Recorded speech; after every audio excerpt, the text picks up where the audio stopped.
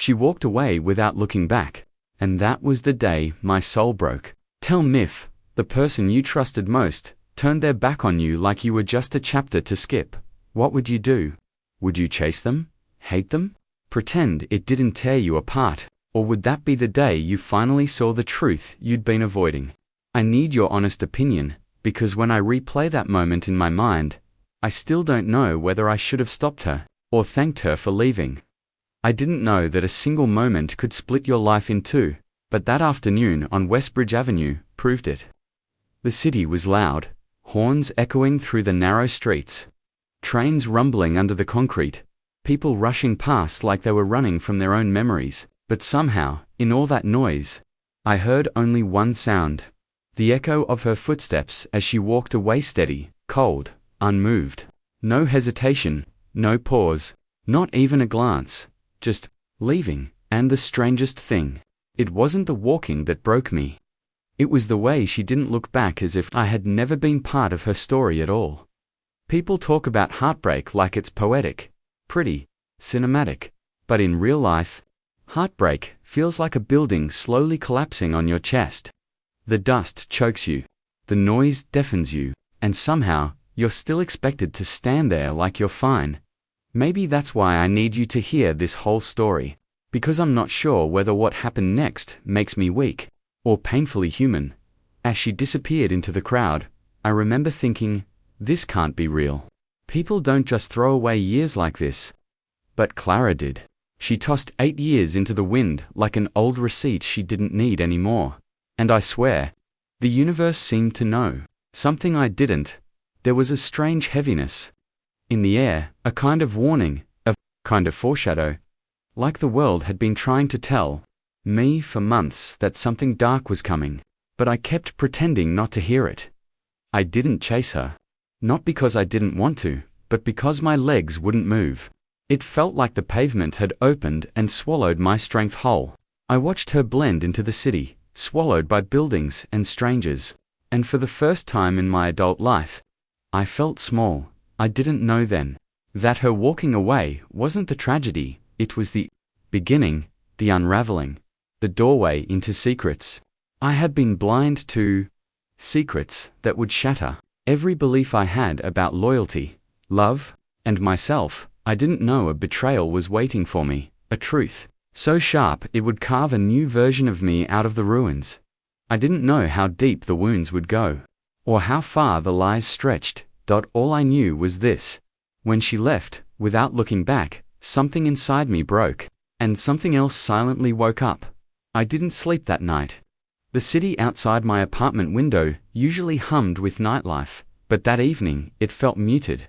Like even the streetlights were tired of watching people pretend they had everything under control. I lay on the couch, staring at the ceiling. The imprint of Clara's final steps replaying in my skull like a stuck record. It wasn't just the leaving. It was the certainty in her stride, like she'd rehearsed walking away from me long before she actually did it. That thought bit deeper than anything she had ever said. Around 2 a.m, my phone buzzed. It was her sister, Maya.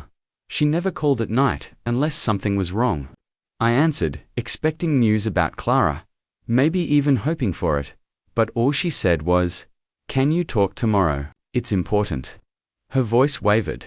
That alone twisted my stomach. The next day, I met Maya at a small diner near Midtown. She looked nervous, like she was sitting on a truth she didn't want to carry. When she finally spoke, she said something that made the entire room tilt. Clara didn't leave because she was unhappy, she whispered. She left because she thought you'd find out. I almost laughed. Find out what? I had lived my life with this woman. I knew her rhythms, her habits, her fears. But as Maya talked, I realized there were entire worlds inside Clara I had never been allowed to enter. Shadows she kept locked away while convincing me we were building a future together. Maya told me Clara had been drifting for months, caught between guilt and some unnamed pressure. She said Clara would come home late, sometimes trembling, sometimes angry, always distant. I thought it was work stress, exhaustion, life. But Maya's final words hit me so hard, I forgot how to breathe. She was trying to fix something before it blew up in both your faces. That line haunted me. What was there to fix? What was ticking beneath our marriage like a hidden bomb? Walking back to my apartment, I noticed memories suddenly shifting. Little arguments, strange receipts, quiet phone calls, the way Clara would sometimes watch me with eyes full of something that looked like fear, not love. The signs had been there, scattered like breadcrumbs, but I'd been too loyal, too trusting, too hopeful to see the pattern forming. That evening, I opened the drawer beside our bed, the one she always kept locked. The key she left behind still smelled like her perfume. Inside the drawer was a stack of envelopes, all of them addressed to Clara. None of them opened. Every envelope had the same return address, and the same stamped warning at the top. Urgent financial review notice. My heart dropped. Something was very wrong, and I was only beginning to understand how deep the deception ran. What waited beyond those letters would pull me into truths that challenged my trust, and the man I thought I was. I held those envelopes like they were burning through my hands. Every letter had that same red warning across the top. Like danger had been trying to scream at me from inside my own home while I walked around blind. I set them on the bed, my pulse thudding in my ears. For a moment, I just sat there, staring, wondering how many times Clara had opened this drawer alone, panicked, desperate, hiding a truth she couldn't bring herself to share. But what was she hiding? Debt lawsuits, something worse? I opened the first envelope with shaking fingers. Inside was a notice from a private financial firm. Downtown, something about a delinquent account tied to Clara's name. The numbers didn't make sense. They were too high. No ordinary mistake could produce a debt like that. Then I opened the second envelope, then the third. With each one, the weight in my chest grew heavier. Every letter told the same story. Missed payments, final notices, escalating consequences. But one letter was different. It wasn't a warning, it was a summons. My vision blurred for a moment. There it was.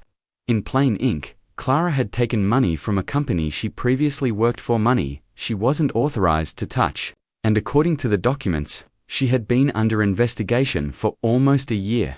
I felt like I'd been thrown into someone else's life. Clara, the woman who color-coded grocery lists, who saved every receipt, who lectured me about responsible planning. She was hiding this, and hiding it so deeply that the ground had to split under our marriage before the truth crawled out. But something didn't add up. Clara wasn't greedy. She wasn't reckless. Whatever this was, it wasn't as simple as a theft. It felt forced, wrong, like she'd been cornered. There was one envelope left, thicker, heavier, and taped shut, like whoever sent it didn't want it opened easily. When I tore the seal, a small photograph slid out and it froze me completely. It was a picture of Clara walking out of a building downtown. A man's hand gripped her arm. Her face looked terrified, not guilty. And on the back of the photo, in scrawled ink, were 5 words that punched the breath out of me. She's in deeper than you know. My mouth went dry. Someone had been watching her, following her, tracking her, but why? And why send the warning to our home instead of the police? I grabbed my jacket. I didn't care what time it was. I needed answers. If Clara walked away from me because she was hiding something this dangerous, then I wasn't just dealing with heartbreak, I was dealing with a threat I didn't yet understand. Before I left the apartment, I glanced at the door, the same one she'd walked through without looking back. And for the first time since that moment, I felt something stronger than pain. Determination. Whatever Clara had done, whatever she was running from, I was going to find the truth even if it tore apart the last pieces of who I thought she was. The financial firm's address sat in the middle of downtown, a tall glass building that looked too polished to be connected to the kind of fear I saw in Clara's eyes in that photograph. I pushed through the revolving doors, rehearsing what I'd say. But the truth was, I had no plan. I just needed anyone to explain why my wife had been living a double life. While sleeping beside me every night, the receptionist barely looked up when I approached. But when I mentioned Clara's name, her posture straightened. She asked me to wait. Minutes later, a man in a charcoal suit stepped into the lobby. He introduced himself as Davenport, no first name, just Davenport, and led me into a quiet conference room. He didn't offer water, didn't ask how I was coping. He sat down, folded his hands, and said, "I was wondering when you'd show up." That sentence sent a cold ripple through my spine. He explained that Clara once handled confidential financial accounts at her former company, which had connections with private contractors, nothing illegal, but the kind of world where one mistake could ruin a life. According to Davenport, Clara had been pressured into approving a transfer she didn't authorize. When she tried to report it, the people responsible threatened her. They made it clear she'd be the one blamed. They painted her as the thief. That's when everything started unraveling. "She tried to protect you," Davenport said. "She thought you'd be safer if you didn't know." Safer. The word landed heavily. It wasn't just betrayal anymore. It was danger. I asked why Clara didn't tell me anything. Davenport gave a half smile, not warm, not cruel, just tired. People in her position don't confide in anyone.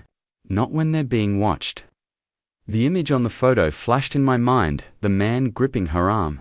"Who is he?" I asked. Davenport hesitated, then slid a file across the table. Inside was a name I'd never heard of. Ronan Blake. Davenport called him a fixer, someone used by private firms to suppress problems quietly. No uniforms. No paperwork. Just pressure. When Clara left, he added, "She wasn't running from you. She was running from him." The floor seemed to drop beneath me. The whole time, I thought Clara was slipping away emotionally. She'd been slipping into a nightmare. I asked where she was now. Davenport shrugged. She vanished before things escalated. That's why the letters piled up. She stopped responding to all contact. Part of me felt furious years of loyalty, and she didn't trust me enough to tell me she was in danger. But another part felt something deeper. Guilt. I had been so focused on feeling abandoned that I didn't consider she might be fighting battles alone. As I left the building, the city felt different, too bright, too loud, too unaware of the chaos. People hid behind polished windows. I stood on the sidewalk, staring at passing taxis, replaying Davenport's words. Clara wasn't guilty. She wasn't heartless. She was hunted, and if Ronan Blake had been following her, then he might be following me now. That night, sleep felt impossible. Every sound outside my apartment car doors, footsteps in the hallway, the elevator groaning made my pulse spike. If Clara had been watched, then I couldn't shake the thought that eyes might be on me too. I closed every curtain, double-checked every lock, and sat in the dark living room with only the glow of the streetlights slipping through the blinds. Around midnight, my phone rang. Unknown number. I didn't want to answer, but something told me not picking up might be worse. I slid my thumb across the screen. A low voice said, "You should stop looking." My throat tightened. Who is this? Walk away. Forget her. She made her choice.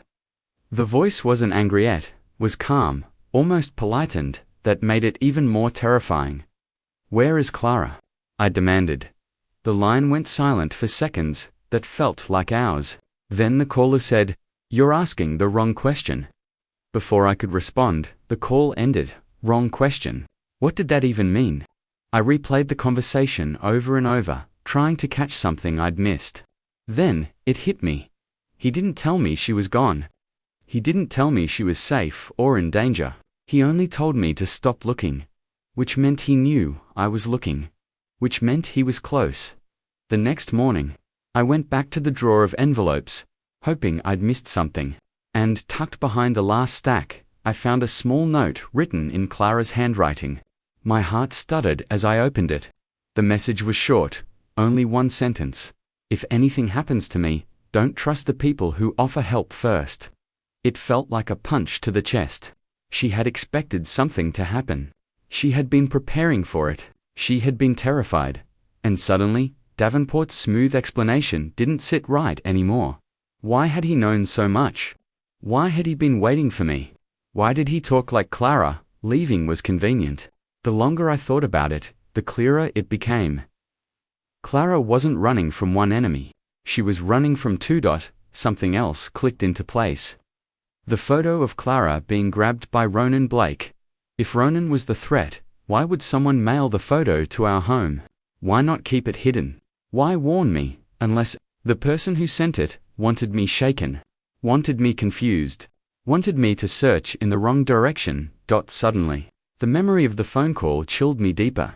You're asking the wrong question. The right question, then, was simple. Who benefited from Clara disappearing? I stared at the envelopes again, this time more carefully. One detail I had overlooked now stood out like a flare. Every financial notice came from the same firm. The same firm Davenport worked for. The same firm Clara once worked with. And all this time they were the ones claiming she stole from them. My stomach turned. What if Clara wasn't the thief? What if she was the scapegoat? And what if I was the final loose thread they needed to cut? The room felt colder, my heartbeat felt louder, and I finally understood. Clara didn't walk away because she stopped loving me. She walked away because staying with me put me directly in the line of fire. I knew I had to find her, not because I could forgive the secrets, not because I could save her, but because I couldn't live knowing she might be in danger or that the world I thought I knew had been lying to me the entire time. The city felt different as I walked through it that evening. The neon lights of downtown reflected on wet asphalt from a sudden rainstorm. The air smelled of smoke and wet concrete, familiar yet oddly sinister. Every step brought memories. The cafe where we shared our first laugh. The corner store where she bought flowers for no reason. The narrow street where she first whispered she loved me. And now, every one of these places felt like clues I had missed. Breadcrumbs she had left me, silently telling me to pay attention. I found her at the old pier by the East River, the place we used to go when the world felt heavy. She was sitting on the edge, legs dangling, staring at the water as if it held the answers. Her hair was wet from the rain, clinging to her face. Her eyes widened when she saw me. A mixture of fear and relief that pierced through my heart. I didn't know where else to go, she whispered. Her voice trembled, but there was a strength in it I hadn't seen before. Clara, I said, my voice raw. You could have told me everything. She shook her head, tears running down her cheeks. I couldn't. I was trying to protect you. From them, from me, from everything. If I stayed, they would have come for you too. I had to leave. I had to disappear. The revelation hit me like a punch. The betrayal I had felt for weeks, every sleepless night, every panic, every moment of despair, wasn't about love lost. It was about survival. And the truth twisted further when she revealed the twist I never saw coming. Davenport, the man who had seemed helpful, was the orchestrator all along. He had framed her to cover his own misdeeds, using her as a pawn to hide massive embezzlement. All the warnings, all the letters, every little tip had been designed to manipulate me into isolation and despair. And yet, in his greed and arrogance, he had underestimated one thing: our bond. I reached for her hand. The rain fell harder, soaking us both, but it didn't matter.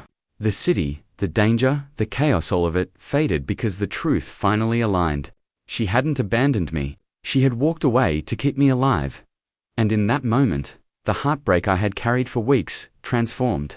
It wasn't just pain anymore, it was clarity, it was gratitude, and yes, it was rage. But not at her. At the system, at Davenport, at the lies, and most importantly, at the realization that love sometimes requires impossible sacrifices. We stayed on the pier until the sun began to rise, painting the river gold and orange. I looked at Clara, at the woman I thought I had lost, and I understood that walking away doesn't always mean the end. Sometimes, it's the beginning of something stronger. As the city woke around us, I felt the final fracture of my soul mend. Not completely. Some scars would remain. But I had learned something invaluable. Love, loyalty, and courage aren't measured by proximity. They're measured by the choices we make when the world is against us. And that was the day my soul broke, and the day it began to heal.